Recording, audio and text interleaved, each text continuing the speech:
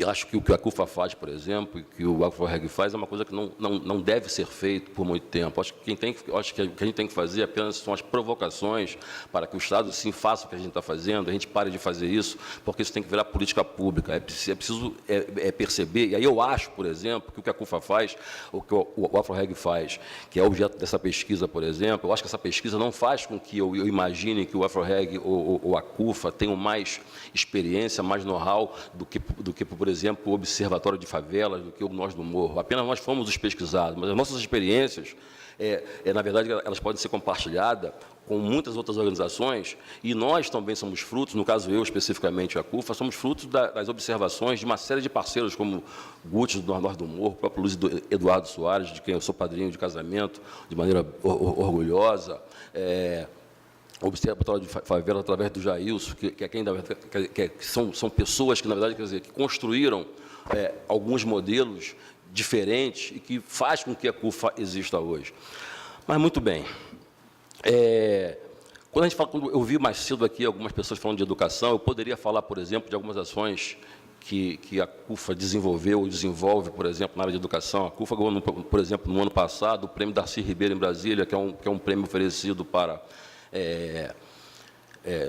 pela Câmara dos Deputados, que é uma votação dos deputados para ações de formação e qualificação. E pelo fato de nós termos formado pessoas no país inteiro, nas 412 cidades onde a CUFA está presente, quer dizer, muitas vezes a formação que a gente faz não é a formação acadêmica, mas muitas vezes um professor de basquete, um professor de futebol, que é um técnico orgânico, não necessariamente ele foi para uma universidade, ele tem o seu trabalho e a gente reconhece. E a Câmara também entendeu isso e nos deu esse prêmio. Então, quando a gente pergunta se a gente tem alguma relação com esses universos da educação, nós acreditamos que não existe nenhuma forma de você conseguir um resultado positivo para esse país se não for através da educação.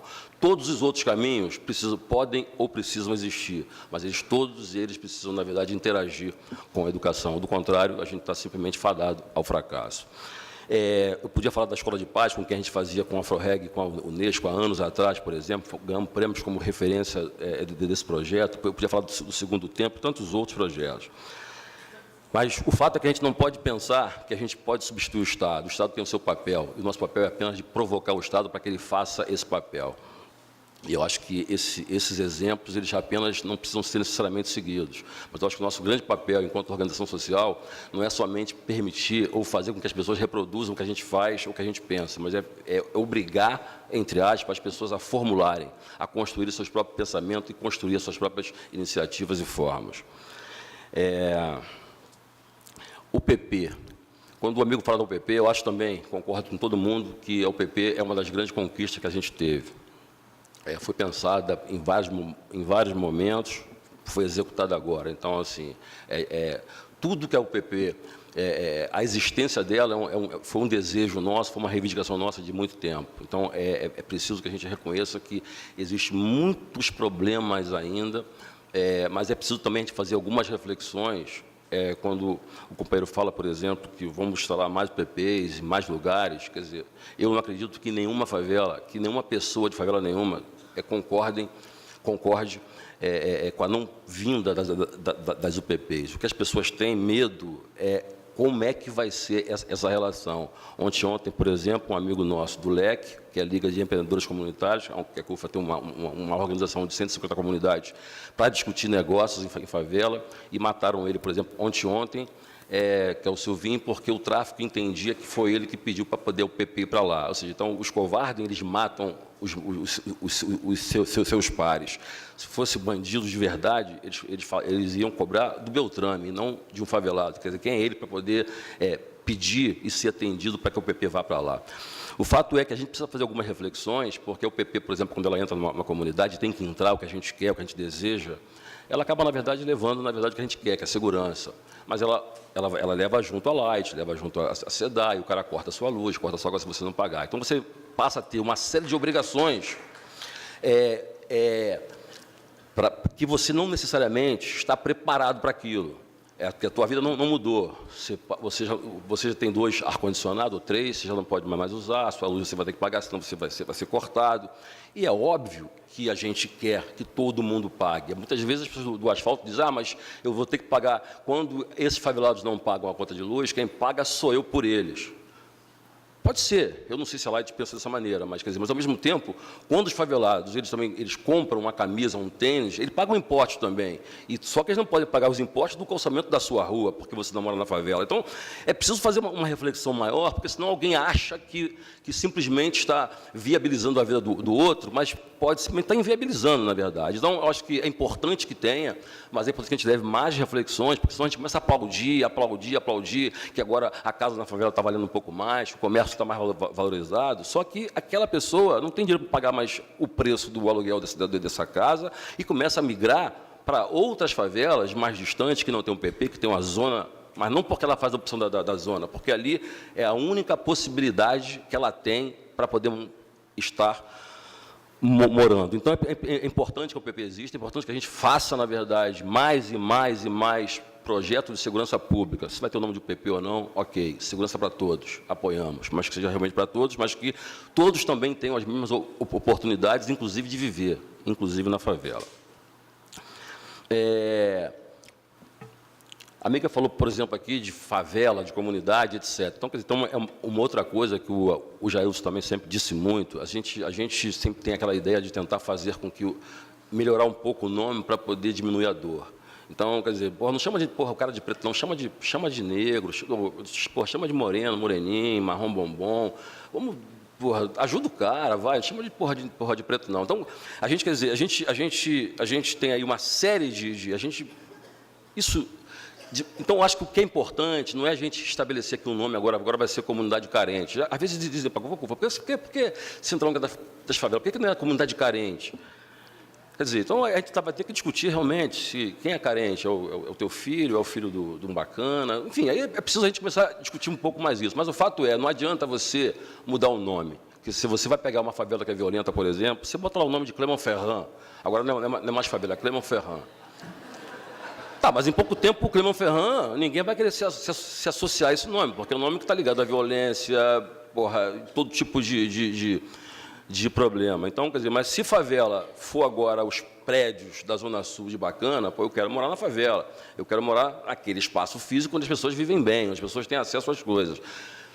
Enfim, então, é uma coisa que sempre tentaram fazer com que a gente trocasse de nome, e a gente sempre diz, a gente não quer mudar o nome, a gente quer mudar a realidade dessas pessoas. E se, porventura, alguém quiser mudar o nome, que mude. Mas a nossa luta é para valorizar, transformar o que há de estigma nesses espaços, nesses nomes, inclusive, e transformar tudo isso em carisma. Se é possível ou não, se é uma utopia ou não, é uma outra discussão. Mas o fato é que essa é a nossa luta, que é criar uma agenda positiva para as favelas, colocá-las de fato na pauta. E, para mim, essa pesquisa, na verdade, mais uma vez, ela não me faz pensar que nós temos mais importância ou que as nossas ações são mais importantes do que outras. Só me faz pensar que nós fomos as 2 organizações escolhidas para poder receber esse projeto. Mas, se a universidade fossem outras, viriam uma série de outras conquistas, valores e importância também, e de forma diferenciada.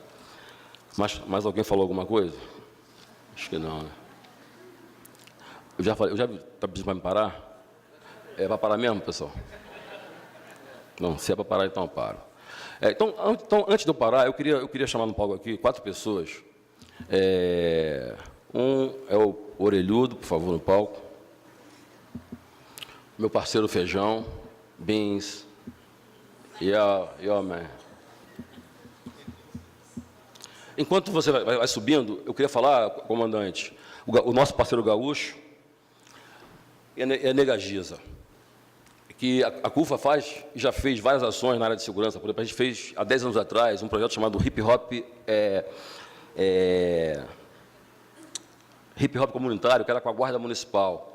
A gente fez agora um projeto chamado Mão na Cabeça, que foi inclusive com o nosso parceiro Beltrame, o nosso parceiro Ricardo Henriques, que era um projeto em que a gente fazia com os policiais de UPP da Cidade de Deus, por exemplo, ações de grafite, break, capoeira, etc., não para poder ensinar ninguém a fazer grafite, mas para poder fazer com que esses policiais convivessem e percebessem essas pessoas, para quando um policial fizesse um grafite, ele percebesse qual é a diferença de você grafitar e de você pichar. Que esse tipo de jovem pensa? Então, mão na cabeça era mais ou menos, não era, quer dizer, o que é o jargão, né? Bota a mão na cabeça, mas era mais ou menos assim, quer dizer, mão na cabeça e faça uma reflexão em relação a quem você está ofendendo, que era a molecada de comunidade. Então, assim, eu queria falar que, aí eu acho assim, se é possível a gente mudar, eu acho que é possível, então eu acho que esse país tem jeito. A Nega Giza, ela falou que, por exemplo, um pouquinho da história dela. A Nega Giza, eu conheci a Nega Giza alguns anos atrás, eu tinha uma lojinha de disco, que eu sou do movimento hip hop, a CUFA. Aí eu acho que vale a pena eu falar um pouquinho de mim, porque, desculpa mais uma vez eu alongar, mas é porque a minha vida ela se confunde muito com a CUFA, e a CUFA é um pouco isso, é de transformação. Eu tenho 49 anos de idade, embora eu pareça ter 23, eu sou da Baixada Fluminense, eu nasci em um bairro chamado Cabral, que fica em Olinda, município de Nilópolis. Meus pais se separaram, eu tinha 7 anos de idade. Minha mãe lavava roupa para fora, meu pai lavava carro. A outra pessoa que eu queria que viesse aqui é o Preto Zezé também. Minha mãe lavava carro, minha mãe lavava roupa para fora, e eles brigavam muito. Minha mãe bebia muito, meu pai bebia muito, e eles brigavam muito, eram brigas normalmente muito intensas. Facadas de vez em quando, pedrada, etc. Um agredia o outro quando estava dormindo, etc. E a gente sofria muito. Eu tinha 7, meu irmão tinha 8 anos de idade. Minha mãe sempre dizia que ia embora, e nunca ia porque não tinha para onde ir. Eu nunca conheci nenhum parente do meu pai, por exemplo, e um belo dia ela disse que ela ia embora e foi. E eu, como meu pai bebia muito e agredia muito a gente, eu achei que fosse mais um blefe dela, ou mais um grito de desespero. E ela não voltou, e eu peguei o meu carrinho, chamei meu irmão, e a gente correu junto, e ela foi embora de fato. E nunca mais voltou para casa. E eu tinha 7 anos de idade nessa época, e ela foi morar na rua. Eu imaginei que ela fosse ficar 2 dias, talvez, na rua, e fosse alcançar algum lugar. Só que ela continuou na rua. O fato é que ficamos 7 anos na rua. Dos 7 aos 14 anos de idade, eu morei literalmente na rua, comendo lixo, roubando os outros, roubando cordões, etc. Eu não vou me alongar aqui, porque algumas coisas aconteceram na rua que me fez pensar um pouco diferente. E talvez o que mais me fazia pensar um pouco diferente é porque, apesar de morar na Baixada Fluminense, numa casa muito pobre, eu tinha uma casa para poder morar que não chovia dentro, inclusive. Então, quer dizer, pior do que você morar na rua é você nascer na rua, porque pelo menos eu tinha alguma referência, e quem nasce na rua, a referência é o cheiro da própria rua, que é o cheiro de merda. E aí a gente ficou durante 7 anos na rua. Aos 14 anos de idade, teve uma chuva imensa no Rio de Janeiro e levaram a gente para o pavilhão de São Cristóvão. Ficamos lá durante 2 anos no pavilhão de São Cristóvão. A imagem que eu lembro do pavilhão, outro dia eu fui lá na Feira dos Paraíba, mas a imagem que eu tenho eram bonecos de Olinda, que eu imagino que fosse depósito de restos de escola de samba na época de carnaval. Ninguém nunca me disse isso, mas a imagem que eu tenho é essa, e hoje eu associo. Dali,